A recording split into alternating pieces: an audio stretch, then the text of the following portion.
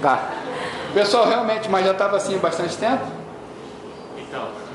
Não, mas o barulho agora. Se der de novo aí, vocês ficam de olho, hein? Valeu. Tá gravando, né? Beleza, então tá. Ah, foi só a parte então que não interessava mesmo. Olha só qual é o combinado, tá? Vocês estão aqui, não precisa assistir de novo, mas quem quiser assistir, eu vou fazer o upload pro Dropbox, vou mandar para vocês o link da onde está o vídeo. Aí quem quiser abaixa o vídeo. Vou tentar jogar no YouTube também, mas eu acho que é mais fácil baixar o vídeo e ver offline, né? Para nisso, vocês viram que o Netflix está com essa opção agora de baixar? Aí eu falei para vocês que eu tinha viagem sexta-feira, né? Para São Paulo. Baixei toda a série do Breaking Bad que eu não assisti ainda, não sei o que é pouco. Aí botei para assistir no avião, tá, não assiste. Você precisa estar numa conexão para ele dar o start. Aí eu já mandei lá e falei, ó, tá com bug, né? E você sai de uma conexão e ele para o vídeo.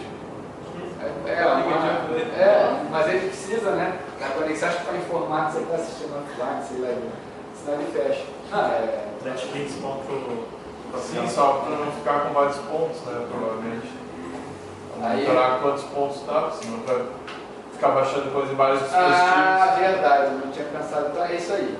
Mas é uma. Esse que eu falei com então você. instalar vários. Exatamente. Não, mas aí não adianta, né? É que o Netflix é paga. A Netflix já é paga. Já é paga.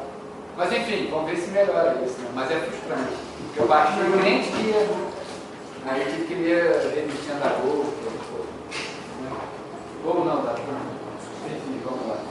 Não, mas eu estou brincando. Aí o que eu fiz? A TAM tem você já viu que tem um aplicativo que dá para coisa. Aí tava. Aqui que eu vou ver, passei os filmes, né? Aí tava lá. Não, eu vi divertidamente, já viram? Já. Aí eu assisti. O cara lá atrás ficou me olhando, né? Um barbudão meu aqui. Eu assisti o desenho, né? Mas eu achei que ficou legal. Eu queria só a coisa light, né? Como tinha um dia que o Breaking Bad é quebrar osso, dar tiro. Eu gosto, eu acho light isso. Ou desenho. Coisa assim, drama, eu não gosto. Depois que eu assisti Breaking Bad, assisti Dexter. Ah, Dexter é bom? Estou assistindo agora. Bom, vamos lá. Então, voltando, vocês sacaram aqui o que é? Todo mundo aqui, todos os valores? Vamos agora ver na estrutura com alavancagem. Lembrando que a alavancagem é meio a meio, né? Então agora eu estou usando uma estrutura alavancada. Vamos lá. Pessoal, isso aqui não muda. Isso aqui é o que eu estou estimando de receita quando eu estou em cenário de recessão, cenário de estabilidade e cenário de expansão. O ponto importante é o seguinte: quanto é que eu pago de juros? 10% sempre, né? Então como é que eu chego em 400 mil aqui? Bom, era 4 milhões, né, de dívida, então eu pago 10% independente do cenário. Fechado? Bom, então qual é o lucro líquido? Só diminuir um do outro. Então 500 menos 400, 1 milhão menos 400, 1 milhão 500 menos 400. Fechado, tranquilo. O que isso vai fazer? Eu acho que todo mundo já viu. O ROI é lucro líquido sobre o PL. Se o meu PL está menor, porque parte do que eu estou usando como dinheiro para financiar é dívida, vai fazer com que o ROI aumente. Está claro isso? Então olha só, lembra da minha aula de análise de Dupont. O que é o ROI?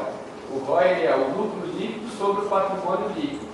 Se de um cenário para o outro o PL caiu pela metade, significa então que o ROI provavelmente vai aumentar, né? Dado que o lucro líquido.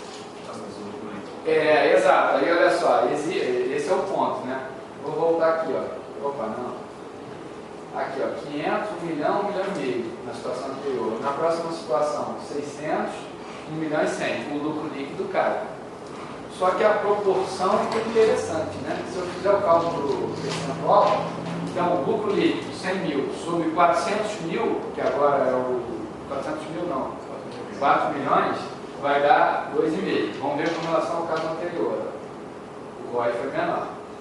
Bem menor. Próximo, então. Quando é 600 mil sobre 4 milhões, 15%. No caso anterior tinha dado 12,5. Já melhorou, tá vendo? E agora vai melhorar mais ainda. 1 milhão e 100, 27,5. Se eu fizer o lucro por ação, obviamente se mudou o ROI, vai mudar o lucro por ação. Mas mesmo que você não veja essa relação direta, como é que eu faço o lucro por ação? Pego o lucro e divido pelo número de ações. Então, 100 mil sobre 40, 200 mil, né?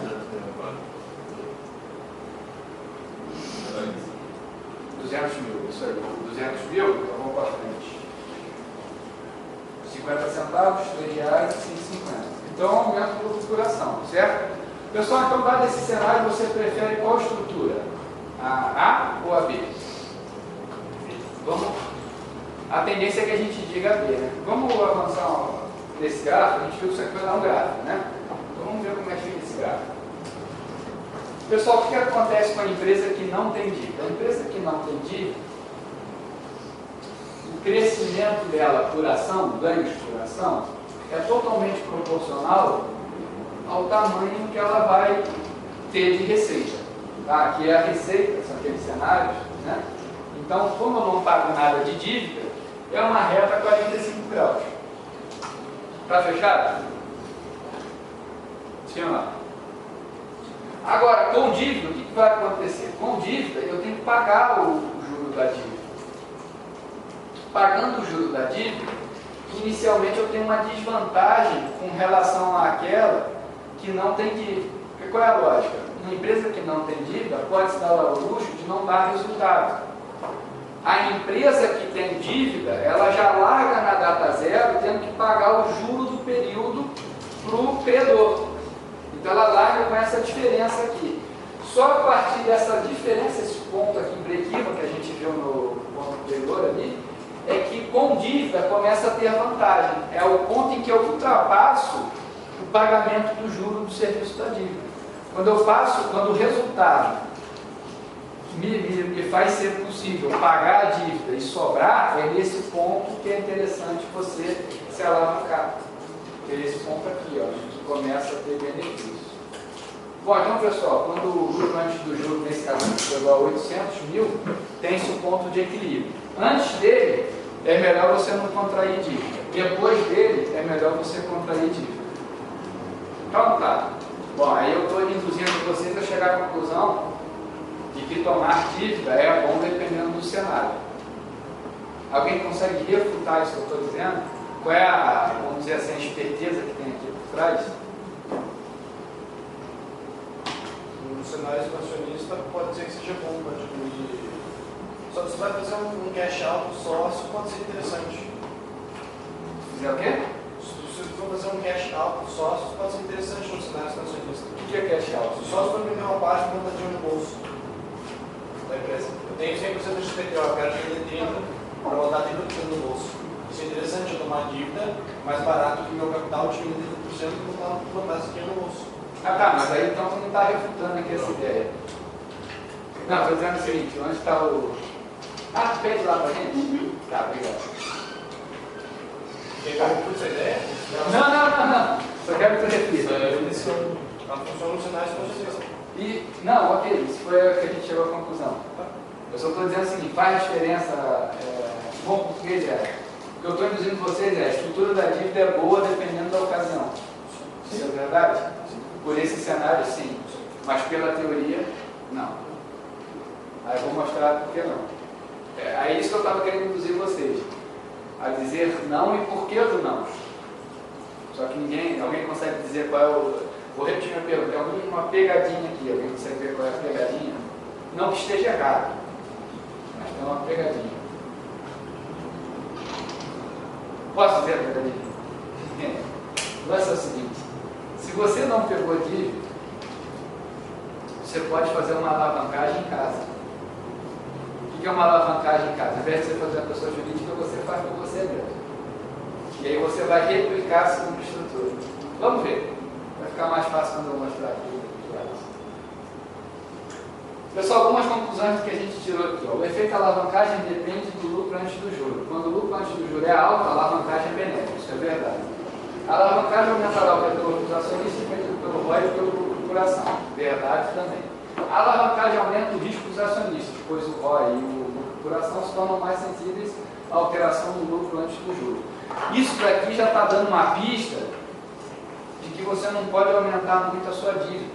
Porque se vocês fizerem a continha ali, quanto mais capital eu tenho em dívida em relação ao meu capital próprio, maior essa distorção, mais o ROI vai aumentar. Sabe por que o ROI vai aumentar? Uma razão simples, matemática, né? Se eu estou colocando quase tudo em dívida, isso aqui vai lá para baixo. Se isso aqui vai lá para baixo, para isso aqui relativamente constante, isso aqui vai lá para cima. Só que aumenta o risco. Tá? Bom, então pessoal, vamos ver onde está a indução aqui correta, mas incompleta. Pessoal, ponto importante, é a tal da alavancagem feita em casa. A decisão sobre a estrutura de capital não é relevante para o investidor, esse é o ponto. Tá? Essa é a hipótese principal. De novo, é a hipótese que eu falei do McDonald's. Tá? De novo, é a hipótese do McDonald's. Não importa como ele é financiado. Então, vamos ver. O uso de empréstimos pessoais para alterar o montante real de alavancagem financeira a qual o investidor está disposto é chamado de alavancagem feita em casa. Vamos ver o exemplo. O que eu quero no fundo é o seguinte, pessoal. Dado que a empresa não se alavancou, você pode se alavancar e replicar o que a empresa não fez. Isso torna o efeito dela se alavancar ou não irrelevante para o mercado. Vamos ver. Um investidor tem R$2.000 em ações da empresa, dessa empresa que a gente está analisando. Tá? Se a proposta for aceita, tem-se o seguinte resultado. Proposta de quê? Proposta de nova meia-meia, né? Metade dívida e metade capital próprio. Então vamos lá. Lucro por ação da estrutura de capital proposta é 50, 3, 5,50. Não é? Só estou replicando aquele dado lá. Então se eu tenho 2.000 ações, né? O lucro total vai ser 50 aqui, 300 aqui, 550 aqui. Tem 1.000 ações. Desculpa, 1.000 ações. Perfeito, 1.000 ações.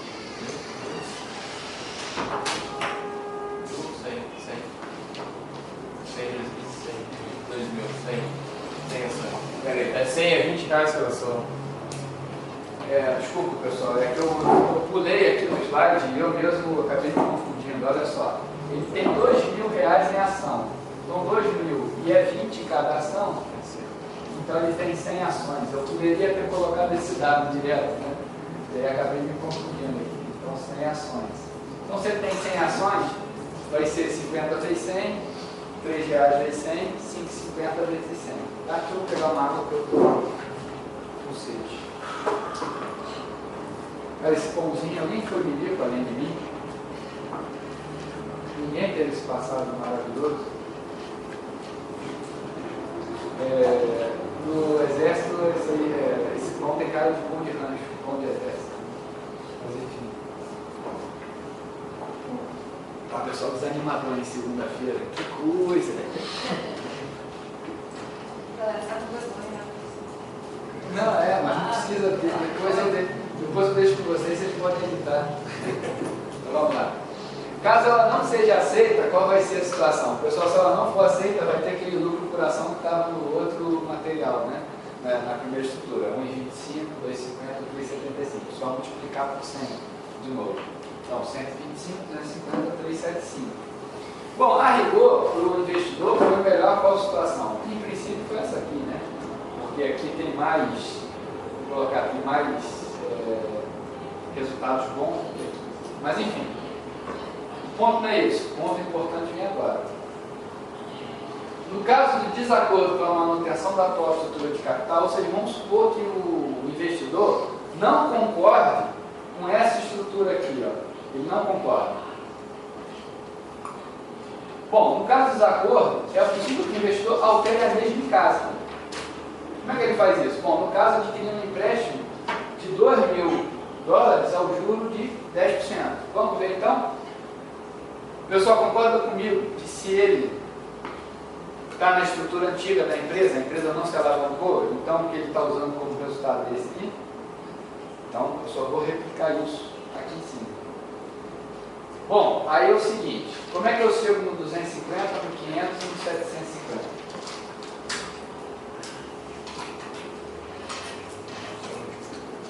Pegou 2.000 e comprou mais 100 ações.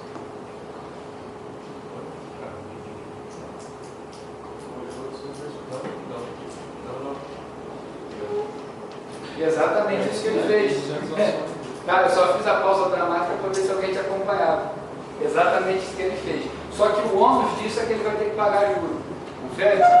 Ele contrai e compra mais ação, mas ele vai ter que pagar o juro disso. Então, por que aqui ó, é 250, 500, 750? Porque agora tem mais ações. Em contrapartida, ele vai ter que pagar um juro de 10%, não importa o cenário. Tá feito? Pessoal, aí faz de vocês, ó, 50, 300, 550. A gente viu isso no lugar? Pronto.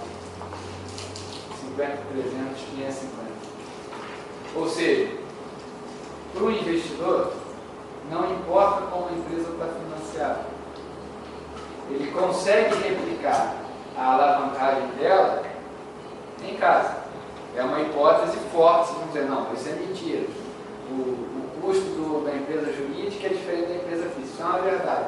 Só que aqui, lembrando, né, a gente está desenvolvendo uma teoria para chegar a uma conclusão. Então, na teoria, uma hipótese é que os custos de tomar emprestado na jurídica e na física são iguais para valer isso aqui. Tá legal? Tu não gostou, né? Não, eu lembrei da... Eu lembrei que a controladora da Gerdau, que é a empresa familiar deles... É a qual? Não. Tá. Não, eles tiraram empréstimo particular no Itaú, se eu não me engano, e depois usaram a Gerdau para pagar esse empréstimo lá. Aí os minoritários entraram... Porra, excelente, pessoal.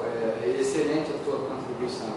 As empresas recorrentemente fazem isso. Claro que na empresa SA você não pode, você vai prejudicar o minoritário. Mas, via de regra, se tem benefício, elas tentam fazer. Pessoal, eu tentei mandar para vocês e não consegui, então vou mandar pelo Dropbox também, uma matéria que se chama Desacordo de Acionistas, tá? Que é uma matéria sobre a Uzi Minas. Ela está com mais ou menos 7 MB. Aí o sistema lá só deixa 5 MB. Eu vou botar no Dropbox. Eu selecionei hoje para mandar para vocês. Argentinos, japoneses. Isso, argentino, japonês e agora o Líbio para os outros também na história. E além disso, a CSN. O estrangeiro Benjamin através da CSN. É um caso interessantíssimo dessas discussões de alavancagem, mais ainda, de problemas de governança. Tá? Eu vou mandar para vocês. O Líbio comprou através do DLL4. Ele comprou e indicou um conselheiro. Se elegeu presidente, eu acho que não conseguiu. Não conseguiu. Hoje, se eu não me engano, está com os argentinos. Está na vez dos argentinos. A ideia 2 anos vai ser o governo japonês. O Líbio ainda não teve capital suficiente para colocar junto com o Benjamin, vamos ver que eles queiram. Porque ele e o Benjamin estão juntos. Tá, só para continuar nessa história das Minas para não morrer. O pessoal das Minas, há um tempo atrás, ela trocou de sociedade e ficou na seguinte situação: 27% é um grupo japonês, 26,5% é um grupo argentino e o resto diluído. E o grupo argentino e o grupo japonês fizeram um acordo de cavalheiros em que, se um for presidente da companhia, o CIO, o outro é o diretor financeiro. Então sempre você vai ter um japonês e um japonês na presidência e um argentino no financeiro. Depois, um argentino na presidência e um japonês no financeiro. E assim ia rodando. A meleca começou a dar de crespar quando o presidente que estava na companhia era argentino e se comprovou uma fraude no pagamento. O salário daquele ano foi diferente do que estava acordado. E aí o japonês, diretor financeiro, indicou: ele está recebendo o que não está previsto. Só que ao invés de ficar restrito e tentar resolver ali, o troço cresceu, foi para a justiça, e aí, a partir dali, zerou tudo. E, em contrapartida, um concorrente, que é a CSN, comprou ações da Uzi Minas. A CSN, aí de novo não dá para comprovar, mas eu pelo menos eu creio nessa hipótese. Vocês acham que a CSN entrou como um acionista para arrumar a casa? Qual é o interesse da CSN nessa história? Que a Uzi Minas derruba, vai lá para baixo para ela comprar mais barato, dado que a CSN é concorrente. Então, assim, é um desenho de companhia muito complicado. É como se fosse, a rigor, é mesmo bem parecido, né? Você está casado com alguém que não pode se divorciar. Todo mundo pode se divorciar. Pensa uma situação que não pode. Situação que é casamento no interior, família, sei lá. Exagerando, não. Sei lá. Oi? A Dilma e o Temer junto, mas esse aí deu separação. Não, um queria jogar o outro pra baixo. Ah, não, então, do Temer, citou um caso bom lá, Dilma e Temer, né? É um caso interessante, né? Deu um divórcio litigioso, complicado, né? Todo mundo saiu brigado, não foi um jogo ganha-ganha, foi um jogo ganha-perde, agora já está se provando que é perde-perde, sei lá. Então é isso que está os Minas, é uma situação bem complicada. Eu vou mandar para vocês, vale a pena a leitura. São mais ou menos 7 páginas, mas é prazeroso de ler, porque dá o passo a passo do que aconteceu, e é uma historinha bem bacana, que eu mando para vocês. Tem gente que está comprando os Minas agora, né? Porque é nessas épocas assim que o preço da ação despenca, mas tem que ter coragem, né? Você entrar num casamento que está pegando fogo como conselheiro é complicado. Mas faz tempo que tem essa situação. Tanto que o preço da ação saiu de 30 e poucos para 3. Mas claro, também muito em função do minério, né? O minério despencou, então a correlação é forte com o minério. Bom, vamos lá, pessoal. Então, como eu posso replicar a alavancagem da companhia? Para mim, no mundo ideal, a estrutura de capital escolhida por uma empresa não vai influenciar no preço das suas ações, uma vez que os investidores podem usar a alavancagem caseira. Então, o que a empresa faz ou deixa de fazer não interfere no valor dela. Tá bom? Então, pessoal, isso foi conhecido como a teoria de Modigliani e Miller, que são muito famosos. Os dois são muito famosos, né? São dois italianos que ganharam o prêmio Nobel em 90, em função dessa teoria, tá? Que é a teoria chamada teoria de NM, Modigliani e Miller. Tá?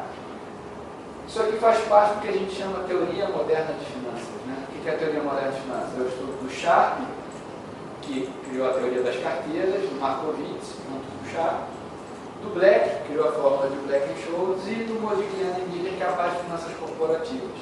Tá? E ficaram famosos aí por essa teoria. Então vamos lá. Pessoal, então qual é a lógica deles? Né? O valor da empresa independe da estrutura de capital. É o modelo que foi o modelo da pizza. Né? O tamanho da pizza não depende de como ela é repartida.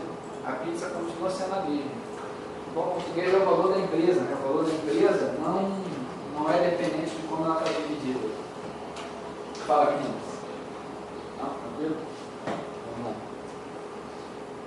Bom, pessoal, então, isso mostra que, em princípio, né, proposição 1 de Modigliani e Miller, a empresa não é afetada pela forma como ela se divide.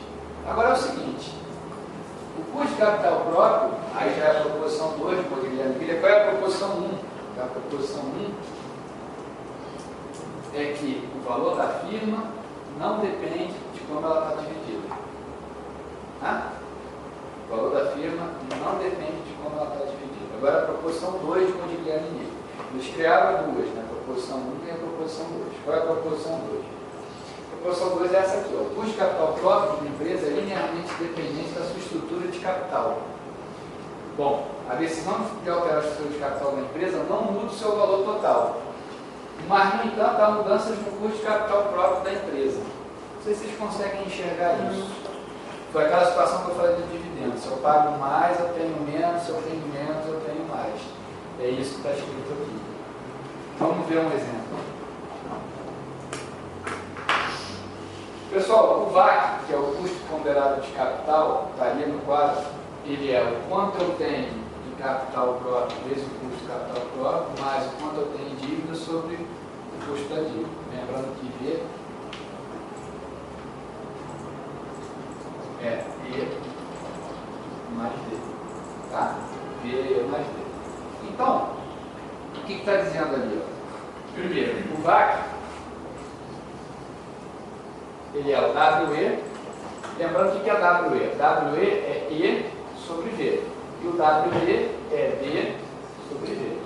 Bom, o VAC é WE vezes RE mais WD vezes RD. O que está dizendo a proposição 2 de Modigliani e Miller? O custo de capital próprio, que é o VAC, é dependente da estrutura de capital. Isso é verdade? Olha só, Vou voltar aqui para a proposição 2. Ah, estava ali já, né? Custo de capital próprio. Não. Aqui, eu fiz a cara. Aqui, O ó. VAC não é capital próprio. Não, desculpa. O VAC é custo ponderado de capital. Custo médio de capital. O RE que é o custo de capital próprio. Desculpa, tá certo. Bom, aí é o seguinte, fez a cara com razão. Custo de capital próprio depende de quais fatores? Bom, primeiro, a taxa exigida sobre os retornos dos ativos da empresa, o VAC. Isso é verdade? Bom, vamos lá. RE, lembra lá, o que é o RE? RF mais beta, que multiplica RM menos RF. O que está dizendo a primeira afirmação? A taxa exigida de retorno sobre os ativos da empresa. O que é isso aqui? Quanto mais arriscada a empresa, menor o beta. Isso é a taxa, não é uma taxa, né? Mas é uma propensão a você investir ou não numa empresa mais arriscada. Então depende da taxa de retorno sobre os ativos da empresa, ou seja, quanto eu espero ganhar dos ativos da empresa. Custo de capital de terceiros, isso afeta o custo de capital de terceiros, custo de capital próprio?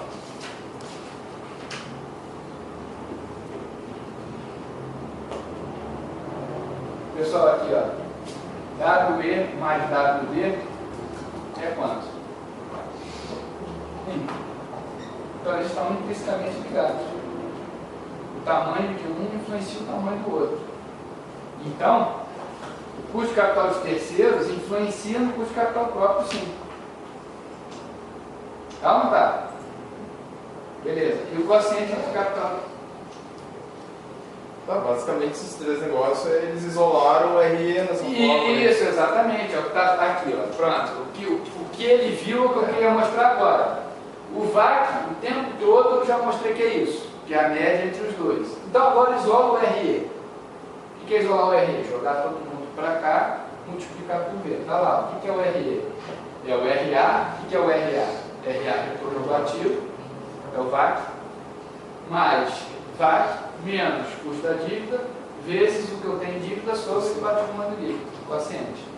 Tá? Exatamente o que ele falou, eu só isolei o RE na fórmula. E aí ele vai depender desses três fatores: retorno do ativo, retorno da dívida e o quociente. Fechado? Bom, o que está mostrando para você aqui? Se o quociente aumentar, o RE não vai aumentar? Ó, se minha dívida aumenta em relação ao patrimônio líquido, o meu custo de capital próprio aumenta. Se o meu retorno do ativo aumenta, o meu RE aumenta. Então eu estou vendo que tem uma relação linear nesse termo e nesse termo. Tá bom? Bom, então na volta ali no intervalinho, 5 minutinhos, só para a gente pegar uma água, eu mostro no gráfico e vamos fazer exemplo concreto. Fechado? E aí eu vou fazer uma pausazinha bacana.